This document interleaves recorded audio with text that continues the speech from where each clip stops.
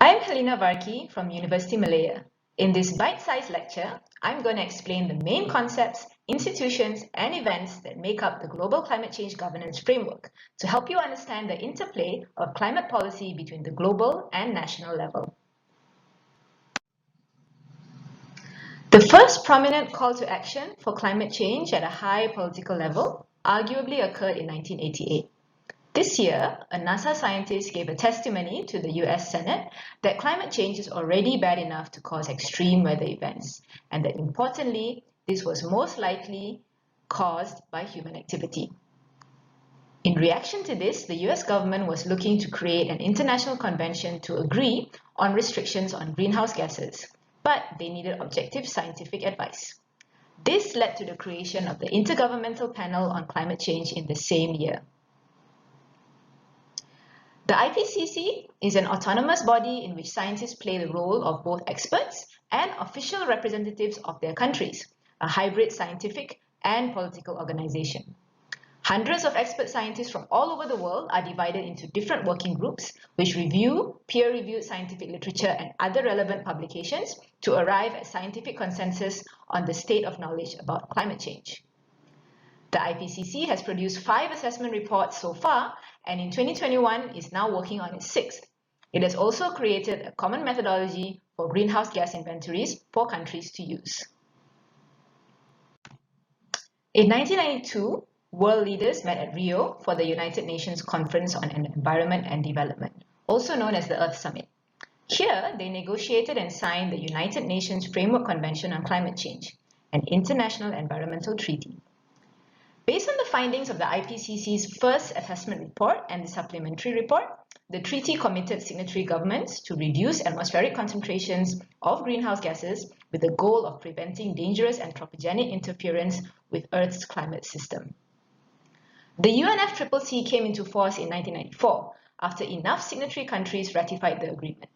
Ratification happens when an international agreement is approved by key government bodies at their national level.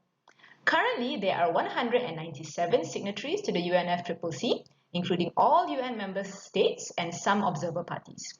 Members meet annually during Conference of Parties or COP meetings. The UNFCCC introduced an important principle in climate governance, which is common but differentiated responsibilities. Signatories were divided into 3 annex categories based on their level of development. Annex 1 countries were developed, industrialized countries and economies in transition. Annex 2 were developed countries with special financial responsibilities towards developing countries. And non-Annex 1 countries were developing countries.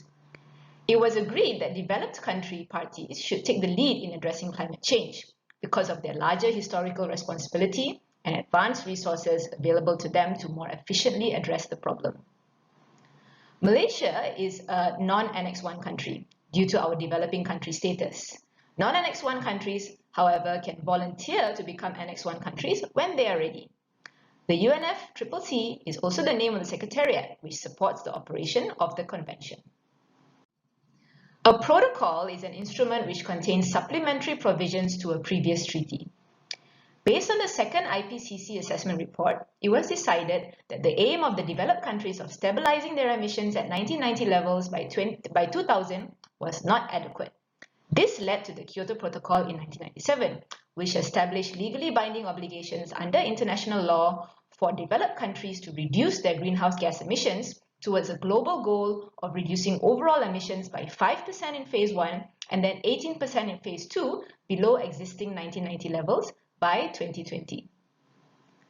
A notable creation under the Kyoto Protocol are market mechanisms to help countries meet their reduction goals. This created a tradable market for carbon emissions in both Annex 1 and non-Annex 1 countries. As a legally binding agreement, ratification was harder and slower, and the agreement only came into force in 2005. It's notable that the US, the largest greenhouse gas emitter at the time, did not ratify the Kyoto Protocol. The graph shows an estimate of how countries performed against their targets during Phase 1 between 2008 and 2012. While many countries exceeded their targets, many others fell below, and several large developing countries like China and India began developing rapidly at this time and started contributing much more significantly to emissions. As a result, by the middle of phase 2, overall global emissions had increased. The Paris Agreement was signed in 2015 and came into force in 2016. Based on the findings of the IPCC's fifth assessment report, it committed to limit average global warming to well below 2 degrees from pre-industrial levels and to pursue efforts to limit this to 1.5 degrees. To date, 194 states have ratified the Paris Agreement. While the US left the agreement during the Trump presidency, it has rejoined during Biden's term. The Paris Agreement differs from the Kyoto Protocol in a few significant ways. Instead of just focusing on developed countries, all parties under the Paris Agreement were obligated to decrease their emissions. Also, instead of top-down goals, the Paris Agreement focused on bottom-up goals, where countries can set their own targets based on their capabilities. This was meant to promote ownership and to reduce the likelihood of countries simply abandoning their targets, which was what happened under Kyoto. The Paris Agreement works on 5-year cycles of increasingly ambitious climate targets based on nationally determined contributions. However, these obligations are not legally binding.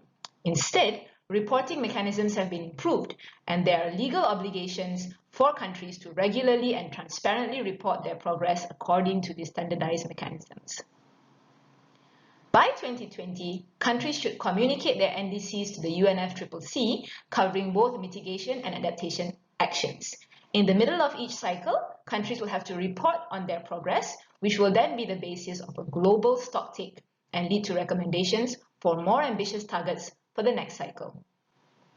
To help countries achieve their targets, the Paris Agreement created a framework for financial, technical, and capacity building support for countries that need it, including a commitment to mobilize 100 billion a year in climate finance by 2020 and to continue at this level at least until 2025.